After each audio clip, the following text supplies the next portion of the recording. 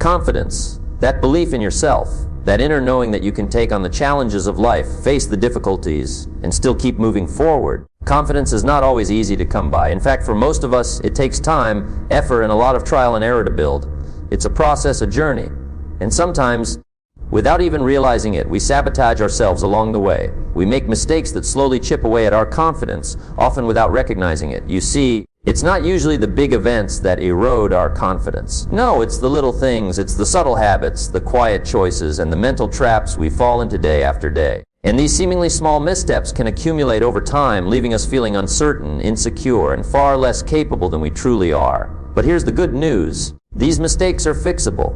Every single one of them. If we can identify them, we can address them, and we can start turning the tide over time. I put together 8 of the most common mistakes people make that can ruin their confidence.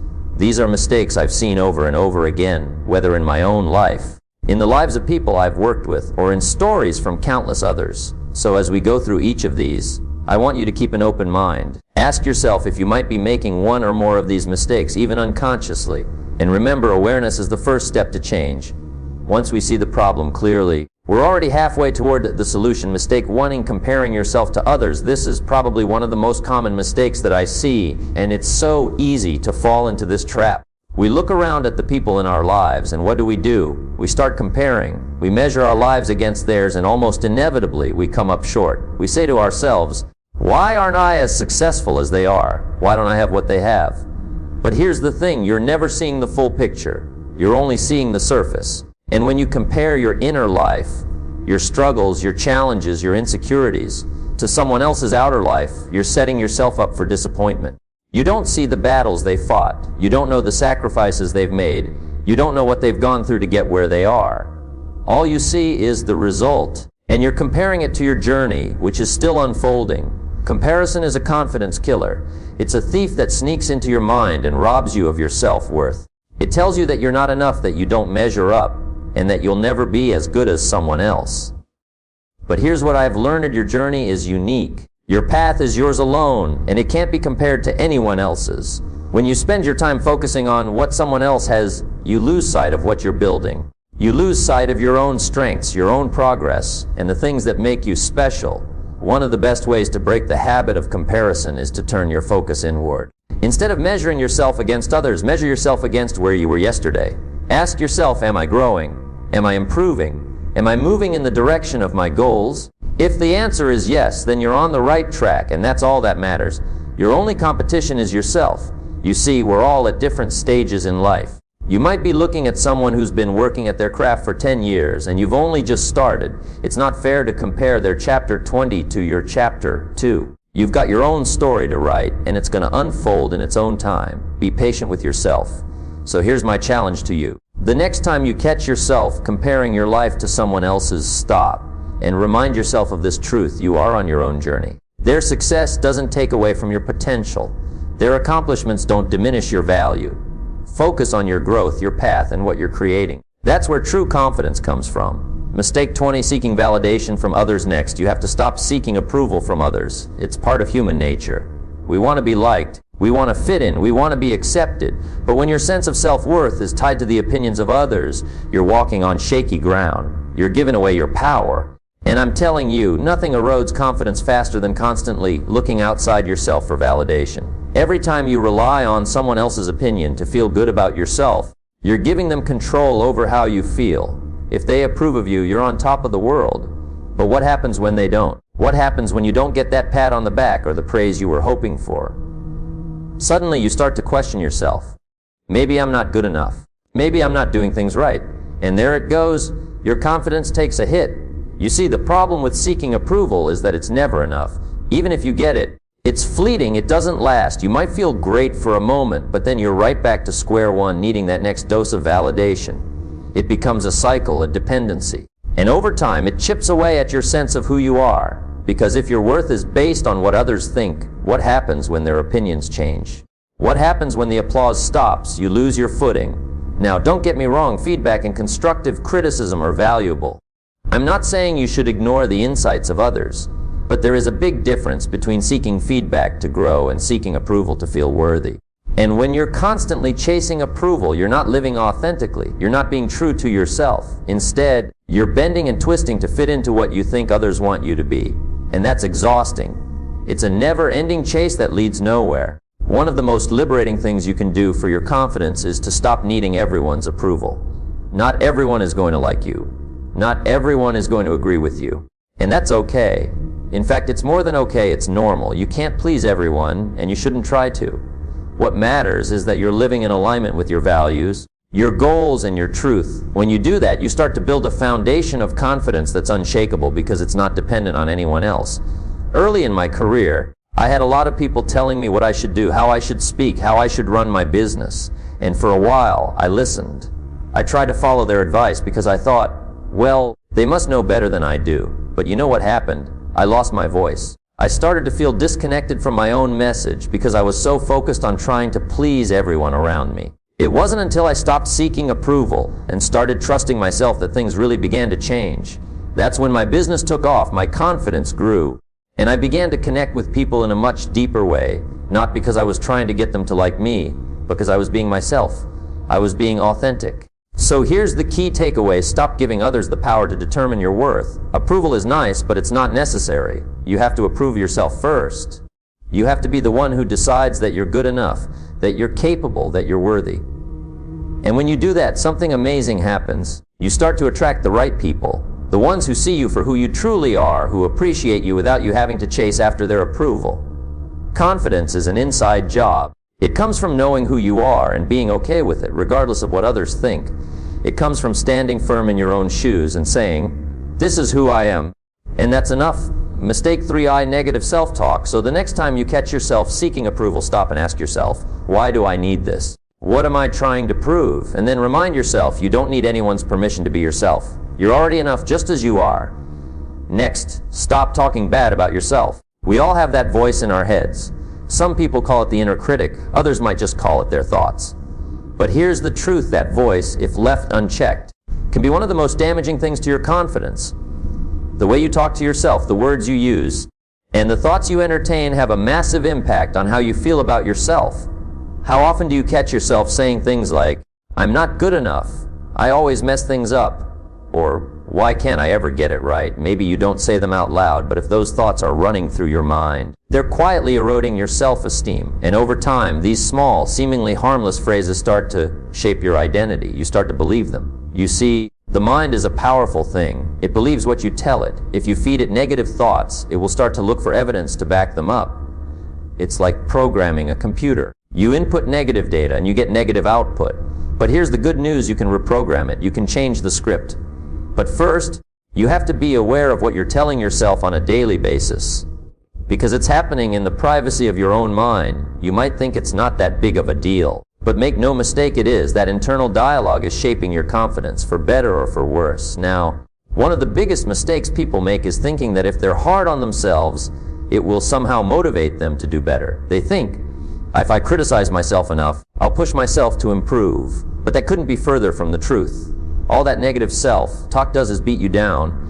It makes you feel smaller, weaker, and less capable. And over time, it becomes a self-fulfilling prophecy. You start to live out the very things you've been telling yourself. Ask yourself, would you ever speak to a friend the way you speak to yourself? Would you ever look at someone you care about and say, "You're such a failure, you'll never get it right"? Of course not. So why do we think it's okay to speak to ourselves that way? If anything, we need to be kinder, more supportive, and more encouraging to ourselves than anyone else. Because at the end of the day, you're with yourself 24 hours a day. If you're not on your own side, who will be? Here's a simple exercise to help shift that negative self-talk. The next time you catch yourself saying something negative about yourself, stop and ask, is this really true? Is this fact, or is it just a thought? Often, you'll find that it's just a thought, a fleeting moment of doubt, not a hard fact about who you are. And then replace that thought with something more positive, or at least neutral. For example, instead of saying, "I always mess up," you could say, "Sometimes things don't go as planned, but I'm learning and getting better every day." It might feel strange at first, but the more you practice this, the more you'll start to change the way you talk to yourself. And when you change the way you talk to yourself, you change the way you feel about yourself. When you believe in yourself, your actions follow suit. So my challenge to you is this: pay attention to your inner dialogue. Start catching those negative thoughts as soon as they arise and consciously replace them with something better. It doesn't have to be overly positive or unrealistic, just something that builds you up rather than tears you down. Confidence begins in the mind, and the words you choose can either lift you higher or drag you lower. Choose wisely. Mistake 4, fear of failure. Next, the fear of failure. This may be the worst mistake. The fear of failure is something that every one of us has experienced at some point. It's that little voice in your head that says, what if I try and it doesn't work? What if I fail? What if I make a fool of myself? And so what do? We hold back. We don't give it our all. We play it safe, and we stick to what's comfortable. And while we might avoid the sting of failure in the short term, we also miss out on the growth, the learning, and the opportunities that come from stepping outside of our comfort zones. Here's what I've learned: the fear of failure is one of the biggest confidence killers because it paralyzes you.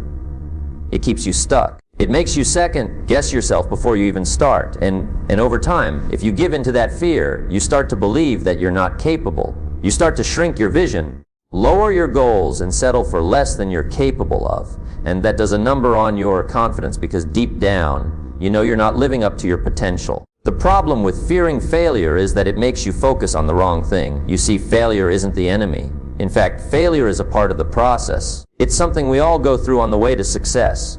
But when you're afraid of failing, you start to see failure as a reflection of your worth. You start to think, if I fail, that means I'm not good enough.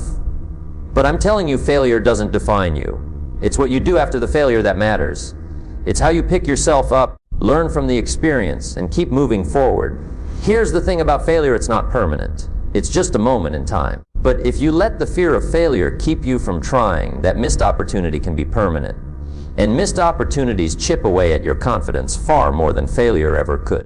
When you look back and think, I could have done that, but I didn't because I was afraid, that's when regret starts to set in. And regret is far worse than failure because it's something you carry with you.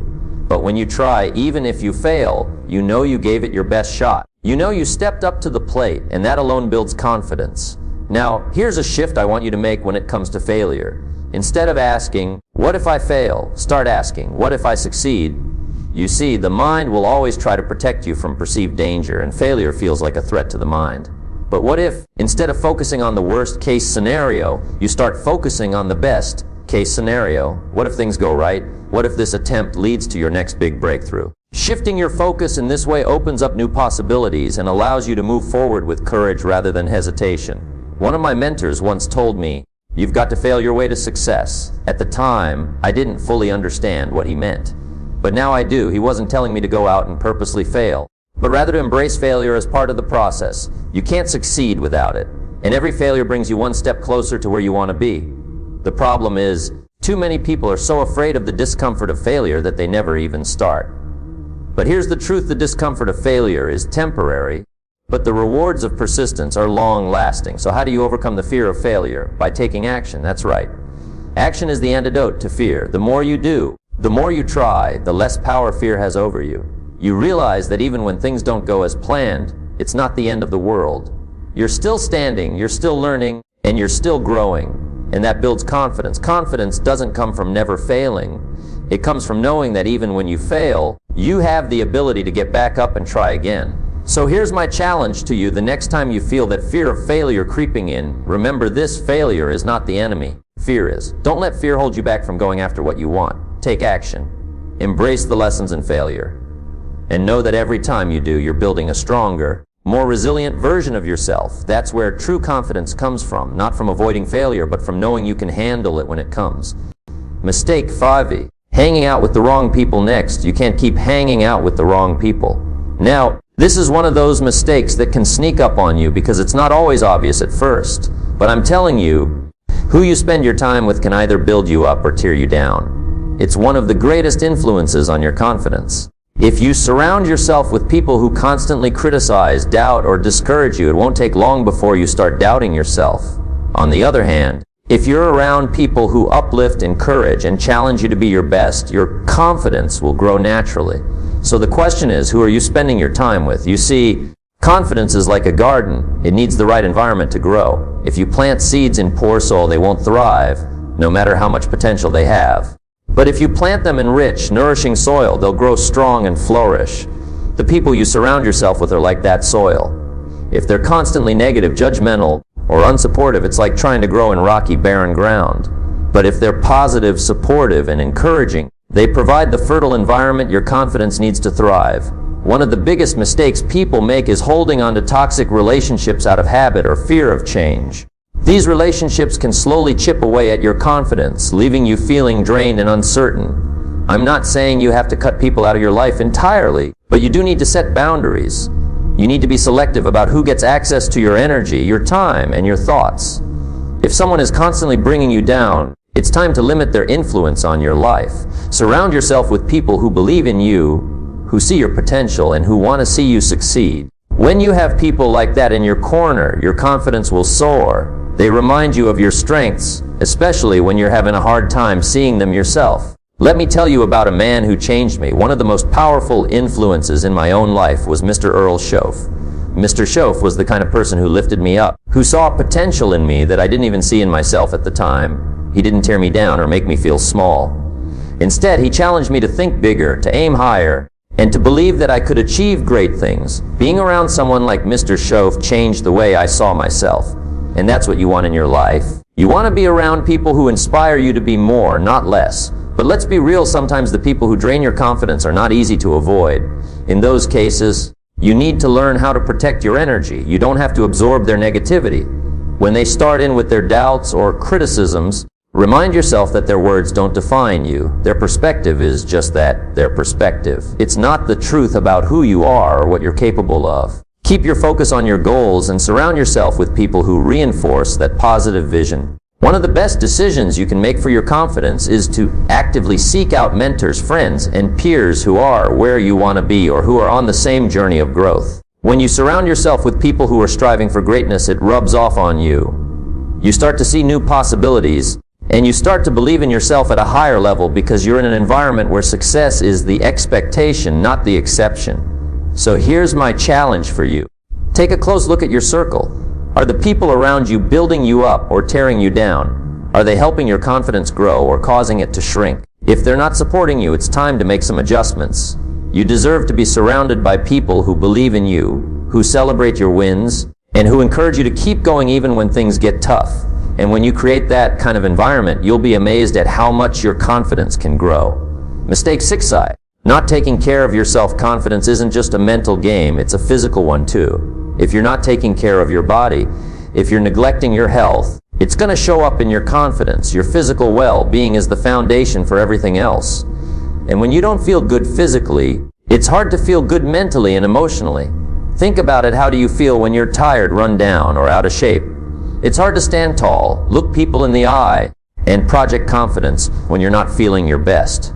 On the other hand, when you're taking care of yourself, when you're eating right, exercising, and getting enough rest, it changes everything. You have more energy, more clarity, and more strength to face life's challenges.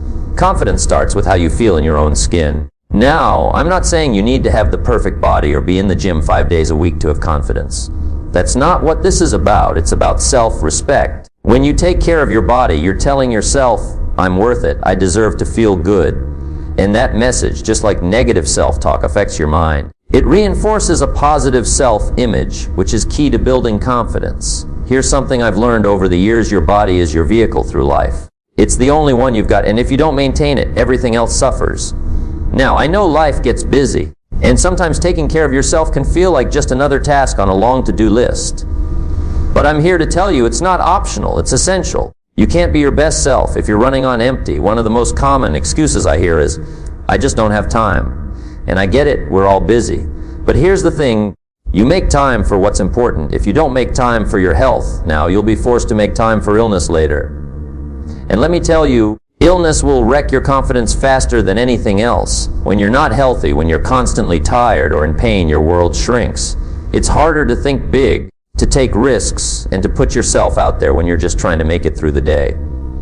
So what does taking care of yourself look like? It's not just about hitting the gym or eating salads. It's about creating balance in your life. It's about making sure you're getting enough sleep, managing stress, staying hydrated, and fueling your body with the right nutrients. It's about moving your body in a way that feels good to you. The key is to find something that works for you and stick with it. So what's the first step? Start small. You don't have to overhaul your entire life overnight. The important thing is to start. Every positive step you take toward taking care of yourself builds momentum. And with that momentum comes confidence. Here's the bottom line. Confidence is about feeling good in your own skin. So make your health a priority, not just because it will make you look better or live longer, but because it will make you feel better. And when you feel better, you show up in the world with more confidence, more energy, and more presence. Mistake 70. Procrastination. Procrastination doesn't just waste your time, it slowly erodes your confidence.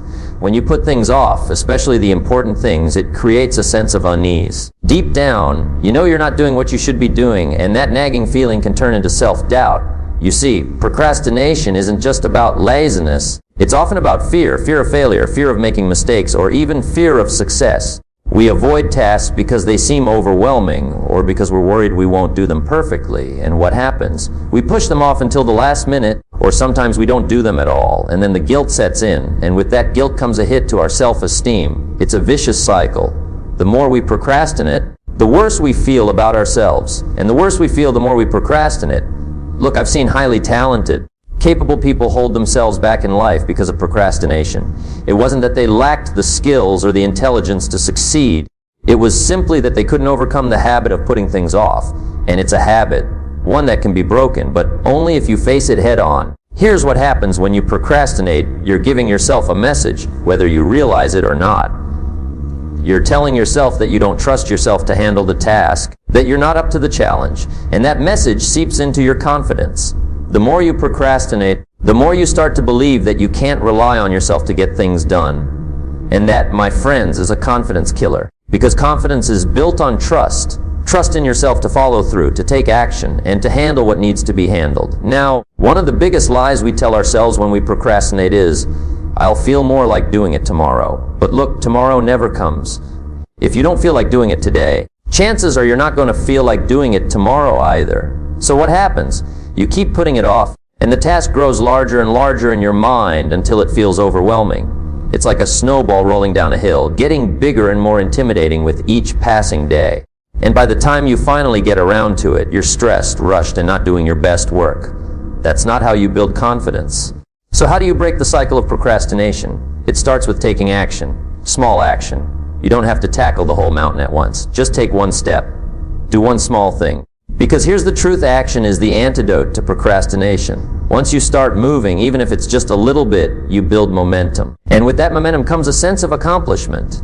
Here's what I do. It's called the 2-minute rule. If a task is going to take less than 2 minutes, do it right away. Don't let it sit on your to-do list, taking up mental space. Just knock it out. It's amazing how much confidence you can build by simply checking things off your list, even the small stuff, and for the bigger tasks, break them down. Don't try to tackle everything at once. Take the first step, then the next, and before you know it, you've made significant progress. Here's the key: confidence comes from action. Every time you take action, you're reinforcing the belief that you can trust yourself, that you're capable, that you're someone who gets things done. And that's how you build lasting confidence, by proving to yourself, day in and day out, that you can follow through. So my challenge to you is this: the next time you catch yourself procrastinating, take one small step, just one. It doesn't matter how small it is, just do something. And then keep going, build that momentum. Remember, the longer you wait, the bigger the task becomes in your mind. But the sooner you take action, the sooner you'll see that you're capable of handling it. And that's what builds confidence, knowing that you can trust yourself to take action no matter what. Mistake 80, not setting clear goals next. One of the biggest mistakes that I see people make is not setting clear goals. Now, this might seem like an obvious one, but it's more powerful than most people realize. One of the biggest confidence killers out there is drifting through life without clear, specific goals. You see, when you don't have a direction, when you're not aiming at something, it's easy to feel lost. And when you're lost, it's hard to feel confident. Confidence grows when you know where you're going and have a plan to get there. Without that sense of direction, it's easy to feel uncertain, unsure of yourself. And eventually, you start questioning your abilities. Think about it. How do you feel when you wake up in the morning and you don't really know what you're working toward? When there's no target in sight, no specific goal pulling you forward, it's easy to fall into a pattern of just going through the motions, doing the minimum to get by. And over time, that lack of purpose starts to wear on your confidence because you're not growing, you're not progressing, you're just coasting. and that leaves you feeling stagnant. Now, on the other hand, how do you feel when you've got a clear goal in mind? When you wake up in the morning knowing exactly what you need to do and why you're doing it. That's when your energy shifts. You feel motivated, driven, and excited about what's ahead. Every time you take a step toward that goal, your confidence gets a little boost. You start to believe in yourself more because you can see the progress you're making. That's the power of having a clear goal. It gives you something to aim for, something to measure yourself against. Here's the thing, without clear goals, it's easy to lose focus. And when you lose focus, you start to drift. Nothing destroys confidence faster than drifting. It's like being on a boat with no destination in mind, just hoping you'll end up somewhere good. But hoping is not a strategy. If you want to build confidence, you need to take control of the ship and set a course for where you want to go. And that starts with clear, specific goals. Now, a lot of people don't set goals because they're afraid of failing. They think, what if I don't reach it? What if I fall short? But here's the truth. Even if you don't hit the goal exactly as planned, you're still going to be miles ahead of where you were if you hadn't set it at all. Goals give you direction. They give you a purpose. And even when you fall short, the progress you make along the way builds confidence. It's the pursuit of the goal, the action, the effort, that strengthens your belief in yourself. You see, goals give you a reason to push through the tough times. They give you something to look forward to, something that makes all the effort worthwhile. And when you're clear on what you're working toward, you stop second-guessing yourself so much. You stop wondering if you're on the right path because you know where you're going. And that certainty, that sense of direction, does wonders for your confidence. Now, I want to make one thing clear: your goals don't have to be huge to build confidence. In fact, sometimes the smaller goals are the most powerful. Those little wins add up. And every time you achieve a goal, no matter how small, it sends a message to your brain. I can do this. I can set my mind to something and accomplish it. And that's how confidence is built, one small win at a time. Here's another thing to keep in mind: goals need to be specific. Vague goals won't get you very far. You need to define what success looks like for you. What does happiness look like? How will you know when you've achieved it? The more specific you are, the easier it is to create a plan and measure your progress. And when you can measure your progress, you can see how far you've come, which boosts your confidence even more. So here's my challenge for you. If you don't have clear goals right now, take some time to set them. Think about where you want to be in 6 months, a year, 5 years. What do you want to accomplish? What do you want your life to look like? And then break those big goals down into smaller, actionable steps. The clearer you are about what you want, the easier it will be to take action. And action is what builds confidence. Remember this: confidence comes from knowing you're moving in the right direction, even if it's just one step at a time. Set your goals, make a plan, and take action. You'll be amazed at how quickly your confidence grows when you know where you're going and how you're going to get there.